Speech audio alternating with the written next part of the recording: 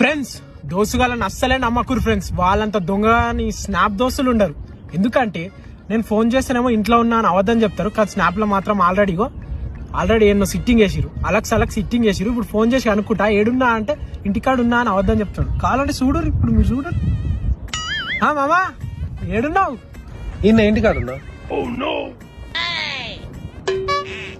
అంతే రేనా, అలక్స్ సిట్టింగ్ వేస్తారు. అవసరం ఉన్నప్పుడు పిలుస్తారు, అవసరం లేకపోతే దూరం పెడతారు. అంతే అంతే.